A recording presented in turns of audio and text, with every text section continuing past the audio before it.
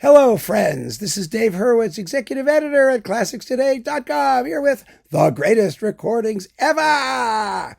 And today we're talking about a masterpiece, an unusual masterpiece. Haydn's Seven Last Words of the Savior on the Cross in the original orchestral version. Now, this is one of the most curious and fascinating products of Haydn's genius, and therefore one of the most curious and fascinating works of the entire 18th century, or before, or after. It's amazing. It consists of a slow introduction, 7 slow movements, and an earthquake, a final earthquake. And each one of the 7 slow movements after the introduction is based on one of the last words or phrases, really. They're phrases for the most part, sentences that Jesus uttered as he was being crucified. So it is a deeply serious work and a deeply spiritual work. But it is, in its original form, an orchestral piece. It became so popular and people were so fascinated by it, and who could blame them, that it was arranged as a piano sonata, as a string quartet, which is the version we hear most often, which is absolutely dreadful. I mean, Haydn approved of all that stuff, but it needs the full orchestral thing. And then Haydn even turned it into an oratorio, which is actually splendid. It's in 2 parts, and it's very exciting. But that's a whole nother work, really. The original orchestral version is as good as unknown. Recently, it's gotten more attention than it used to get, aside from string quartets, including it in sets of complete string quartets and things like that. But it's gotten much more attention. It is a difficult work to pull off, as you might imagine, because with the introduction, you've got 8 slow movements, and then a 2.5-minute long earthquake at the end to snap you out of your fog of transcendental meditation there.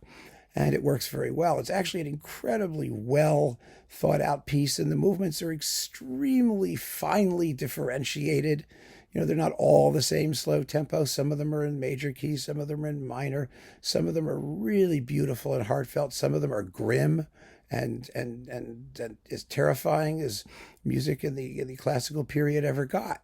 So it's a huge and fascinating masterpiece, and one that is still, I think, will come as a discovery. It'll still come as a discovery for most people, even people who are not normally into Haydn. I mean, it's just such an extraordinary individual thing. And the recording is this one, the greatest recording ever, is Jordi Savall with the Le Concert des Nations on Alia Vox, his own label. Now, he must have some really extraordinary feeling for this music because, first of all, most of his forays into the classical period have been absolutely dreadful, and later even worse. I mean, his Beethoven cycle is vile. His Mendelssohn was grotesque. He's doing this stuff, and it's just been absolutely terrible. He should have stuck to the Baroque. But here it seems like he really had a personal involvement in giving this thing the love and attention and care that it needed, and some sort of idiomatic involvement with it, because the orchestra sounds terrific and the performance is spot on. Now, this is his second recording of it. He did one for Ovidis Valois originally, which was also marvelous, and the performances are quite similar. They really are. Both of them have, between each of the movements, which are called sonatas, by the way, a little Latin preachy thing, because in the original circumstance of performance, as Haydn was told, between each of the words there would be a sermon, a whole sermon, because of course, it's characteristic of religions at all ages that once they get you into the place of worship, they feel you have no place to go and nothing else to do but sit there.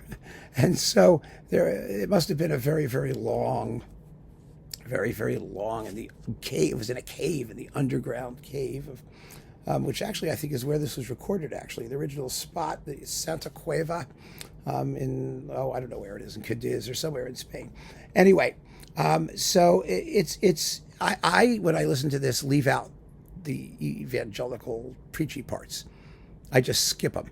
In fact, I put this on my phone so I can listen to it, on the train and wherever, and I selectively downloaded just the orchestral music because that's what Haydn wrote, and that's why we listen to it. We listen to it to hear what Haydn wrote, not because we care about the rest of what they're telling you doctrinally. I mean, if you care, fine, care, but I don't. Anyway, this performance is powerful. It's passionate. The orchestra sounds quite full. It was a large orchestra for Haydn's day. It had 4 horns and, the usual complement of winds, plus trumpets and timpani in the final earthquake. And, the irony of this actually is that although it's a piece of allegedly spiritual contemplation, this is the piece that invented the triple forte, fortissimo, whatever it was called, fortissimo, because the last roll, timpani roll of, earthquakeitude, is marked to be played as loudly as humanly possible. And it just goes to show that Haydn's ability to dramatize even a topic as somber as this one. And that earthquake's important, quite frankly, because the object is that it's to return us to the light of common day. In other words, we've been thinking about the mystery and the supposedly spiritual aspects of these these final words of the Savior, and when it's over, we have to go on about our normal lives. And so Haydn sends us out with a bang. It's just great. And this performance, really, they go crazy in the earthquake, and they're extremely touching in the other sonatas.